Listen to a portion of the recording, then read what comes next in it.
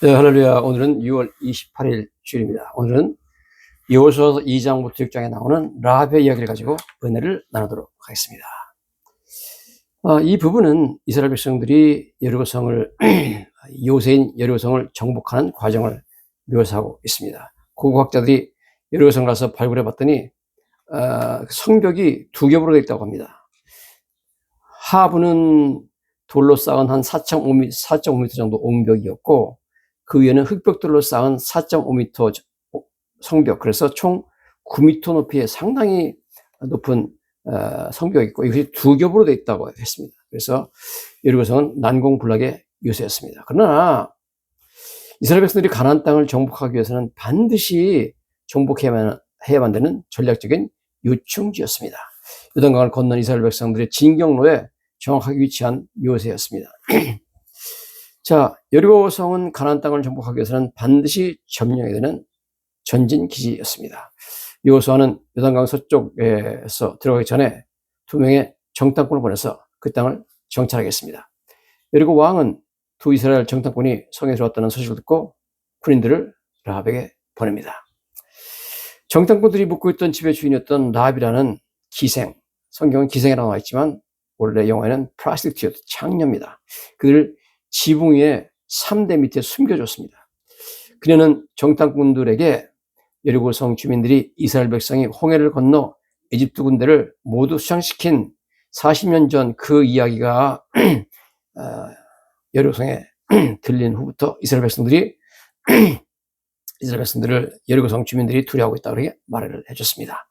여호수아 2장 10절에 이렇게 말하죠. 이는 너희가 애굽에서 나올 때 여호와께서 너희 앞에서 홍해물을 마르게 하신 일과 너희가 요단 저편에 있는 아모리 사람의 두 왕과 시온과 오게 행한 일, 곧 그들을 전멸시킨 일을 우리가 들었습니다. 이렇게 말하고 있습니다. 즉 그녀는 다가오는 전투에서 자신과 가족을 살려준다면 정탐꾼들이 탈출할 수 있도록 도와주겠다고 말했습니다. 정탐꾼들은 그녀의 요청을 받아들이면서 세 가지 조건을 제시했습니다. 첫째, 이스라엘 백성이 어떤 집을 살려야 할지를 알 수 있도록 반드시 너희 집 창문에 붉은 밧줄을 매달아서 너희 집을 다른 집과 구별해야 된다. 그랬습니다. 전투 중에는 모두 그 집 안에 있어야 된다. 집 밖에 있는 사람은 우리가 보호할 수 없다. 그랬습니다. 그 다음에 만약 이 일을 누설하면 우리 서약은, 우리 맹세는 다 무효가 된다. 이렇게 말했습니다. 두 정탐꾼은 무사히 성을 탈출해서 여호수아에게 들어와가지고 온 땅이 두려움에 떨고 있다 해서 여리고의 분위기를 전했고, 이것은 이스라엘 군대들한테 사기를 충천하게 만들었습니다. 이스라엘 백성들은 요단강을 건너서 가나안 땅으로 들어가서 여리고성을 포위했습니다. 하나님께서 여리고성을 무너지게 만들었고 그 도시는 완전히 파괴되었고 그 안에 있는 모든 남자, 여자아이들은 다 죽였습니다. 오직 라합과 그녀의 가족만 살아남았습니다. 라합은 결국 유다 지파 출신의 이스라엘 사람 살몬이라는 청년과 결혼했습니다. 그래서 그녀의 아들은 루스의 남편 보아스입니다. 루스의 남편, 그 유명한 보아스의 바로 어머니가 라합이라는 거죠. 예수님의 법적 아버지인 요셉도 그녀의 직계 후손이었습니다. 성경의 마태복음 1장에 예수님의 족보에 라합이라는 여인의 이름이 등장합니다. 살몬은 라합에게서 보아스를 낳고, 보아스는 루스에게서 오벳을 낳고, 오벳은 이새를 낳고, 이새는 다윗왕을 낳으리라. 이렇게 말함으로 말미암아 라합은 다윗왕의 고조 할머니라는 것을 족보에 말씀하고 있습니다. 여호수아 2장 3절부터 5절을 보면 이렇게 나와 있습니다. 여리고 왕이 라합에게 기별하여 이르되 내게로 와서 네 집에 들어간 사람들을 끌어내라. 그들은 이온 땅을 탐지러 왔느니라. 여인이 그 두 사람을 이미 숨긴지라. 가로되 과연 그 사람들이 내게 왔었으나 그들이 어디로서인지 나는 알지 못하였고 그 사람들이 어두워 성문을 닫을 때쯤 되어 나갔으니 어디로 갔는지 알지 못하되 급히 따라가라. 그러면 그들에게 미치리라. 그렇게 군인들한테 말했습니다. 라합은 가난하고 천한 여인이었지만 라합에게는 한 가지 귀중한 자산이 있었습니다. 바로 이스라엘 하나님에 대한 믿음이었습니다. 그녀는 주막에서 만나는 많은 여행객들로부터 이스라엘 백성이 얼마나 참 두려워해야 될 민족인가 하는 것을 알았습니다. 에집트에 임했던 하나님의 10가지 재앙, 홍해바다를 가르친 하나님의 능력, 에집트의 모든 군대를 수장시켜버리는 하나님의 위대하신 심판, 광야에서 이스라엘 백성들이 시내산에서 하나님 율법을 받고 그 다음에 반석에서 샘물이 나게 하신 사건, 최근에 아모리 족속과의 싸움에서 승리한 사건, 모든 것을 알고 있었습니다. 그녀는 이러한 이야기를 통해서 올바르고 자비하신 하나님을 믿게 되었습니다. 그래서 그 여인이 두 명의 정탐꾼에게 이렇게 말하죠. 여호와 너의 하나님은 상천하지 하나님이다. 이렇게 말하고 있습니다. 바로 이런 믿음, 그 믿음에서 비롯된 행동들이 그녀와 그의 가족을 구원했습니다. 그녀는 가난하고 천한 사람이었으나 믿음에 있어서 그 여자는 부유했고 믿음에 있어서 그 여자는 참 귀중한 하나님의 사랑을 받는 여인이었습니다. 여호수아 2장 8절에 이렇게 나와 있습니다. 두 사람이 늦기 전에 라합이 지붕에 올라가서 그들에게 이르러 말하되 여호와께서 이 땅을 너에게 주신 줄 아노라.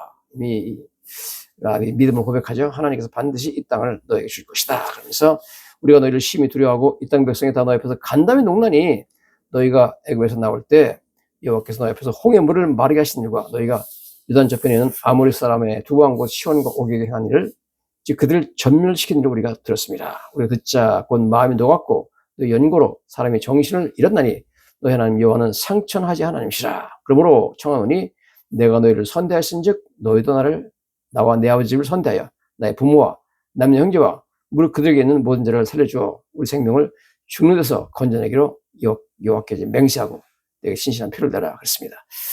여러분 라합이 어떤 은혜를 받았는지 한번 살펴보겠습니다. 첫째, 라합을 하나님께서 사랑하셔서 택하시고 주변 국제정세를 잘 들을 수 있는 환경에 처하게 만들었습니다. 해외여행자들이 자주 드나드는 길목의 주막 주인이었고 여관 주인이었기 때문에 국제정세를 잘 알았죠. 하나님께서 선물로 믿음을 선물로 주셨습니다. 라합은 젊은 가난한 창녀였기 때문에 신앙의 영웅이 될 만한 인물은 아니었습니다. 여리고는 우상숭배의 주요 중심지 중에 하나였으며 특히 달의 여신 아스타로스를 숭배하는 곳이었습니다.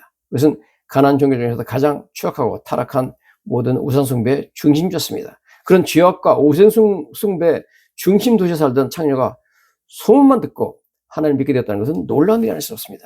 하나님의 놀라운 은혜죠. 믿음을 선물해 주셨습니다. 여리고성 수많은 사람, 그 당시 고고학자들이 보기에 주민들이 맥시멈 한 3,000명 정도 여리고성에 살았다고 봅니다. 그 3,000명 여리고성 주민 중에 오직 하나님께서 택하신 유일한 택하신 백성이 바로 라합이었습니다. 하나님께서는 라합을 구원하시려고 여러 주막 중에서 하필 라합의 주막으로 정탐꾼들을 보냈습니다. 정탐꾼들이 여러 주막으로 들어갈 수 있죠. 그런데 들어가 보니까 라합의 집이었습니다. 그렇게 라합이 하나님 믿는 여인이라는 것은 상상도 못한 것을 정탐꾼들이 발견했죠. 아, 당신이 우리 하나님 믿느냐? 맞다. 내가 소문 듣고 당신 하나님 믿는다. 그렇게 고백했습니다. 하나님께서 믿음의 사람을 귀하게 보시고 귀한 인물을 보내주셔서 도와주시는 줄로 믿습니다. 왕이 보낸 군인들은 라합의 집을 수색하지 않았습니다. 라합이 빨리 가라 그러면은 정탐꾼을 찾을 수 있을 것이다 그래가지고 잠깐이면 그 집을 간단히 수색할 수 있는데도 분명히 그 집으로 정탐을 들어갔다는 정보를 들었음에도 불구하고 집을 수색하지 않고 빨리 나가버렸습니다. 만약 수색해서 정탐꾼이 발견됐다면 정탐꾼도 죽고 라합도 죽습니다. 생명 걸고 라합이 그렇게 말했습니다. 하나님의 놀라운 은혜죠. 정탐꾼이 수색을 안 하고 바로 나갔다는 것은 아슬아슬하게 빠져나가는데 이것은 하나님의 놀라운 은혜가 아닐 수가 없습니다. 그리고 여러분 더 놀라운 일이 있습니다.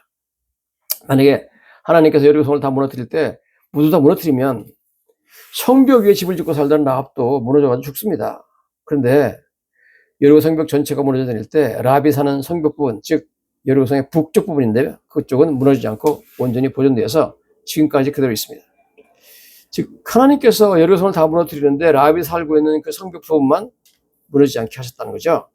그래서 라합과 가족들이 구원받을 수 있게 만들었습니다. 하나님의 심판이 믿는 자의 집에 미치지 못했습니다. 고고학 발굴 결과 라합이 살던 여리고성 북쪽 부분은 무너지지 않고 그대로 보존되어 있습니다. 심지어 라합의 집터일 가능성이 있는 가옥의 흔적도 발견되었다고 말합니다. 얼마나 놀라운 은혜인지 알 수 없습니다. 하나님께서 라합과 그 가족을 살려주신 것만 해도 감사한데 하나님께서 목숨 건져준 것만 해도 감사한데 이 라합이라는 이방인 창녀가 다윗과 예수님의 조상이 되게 하셨다. 이것은 정말 파격적인 놀라운 하나님의 은혜였습니다. 이방인 창녀였던 여인을 아내로 맞이하려는 이 이스라엘 청년 살모는 사실 결혼하기가 굉장히 힘들었을 거예요. 왜냐하면 어떻게 하다가 사랑에 빠졌는지 모르겠지만 이방인을 더군다나 이방인 창녀라는 걸 다 알면서 결혼하겠다, 사랑에 빠진다 쉽지 않은 일이었습니다. 그 여자랑 결혼한다 그러면 가족들이 엄청 반대했겠죠. 가족들의 반대가 심했을 텐데도 수많은 청년 중에서 명문지파였던 이스라엘 12지파 중에 명문지파였던 유다지파 청년이 그녀를 아내로 맞이하도록 인도하신 하나님의 은혜가 너무나 놀라운 것이죠.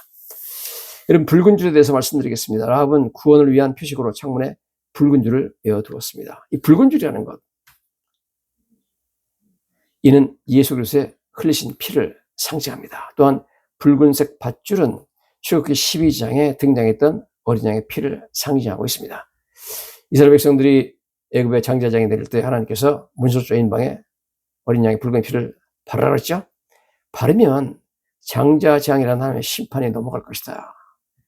심판을 면하고 너희가 보호를 받을 것이다 그렇게 말했죠. 출애굽기 12장 13절입니다. 내가 애굽 땅을 칠 때 그 피가 너희가 사는 집에 있어서 너희를 위하여 표적이 될지라. 내가 피를 볼 때 너희를 넘어가리니, 넘어간다는 것이 6월이죠. 그래서 6월절에 합니다. 재앙이 너에게 내려 멸하지 아니하리라. 그래서 여러분, 피로 인하여서, 예수의 피로 인하여서 우리는 심판을 받지 않게 되는 것입니다. 성경에 히브리서 9장 27절에 한 번 죽는 것은 사람에게 정해진 것이요 그 외에는 심판이 있으리라 말하고 있습니다. 요한복음 3장 18절 예수님의 말씀입니다. 예수님께서 그를 믿는 자는, 즉 예수를 믿는 자는 심판을 받지 않는 것이, 여러분, 우리가 한 번 죽으면 반드시 심판을 받게 되는데 심판을 면하는 길이 딱 하나 있습니다. 오직 예수를 믿는 것입니다. 마음의 창문에 붉은색 밧줄을 걸어놓는 것입니다. 그를 믿는 자는 심판을 받지 않는 것이요 믿지 아니하는 자는 하나님의 독생자 이름을 믿지 아니함으로 벌써 심판을 받은 것이라 말씀하고 있습니다. 여러분,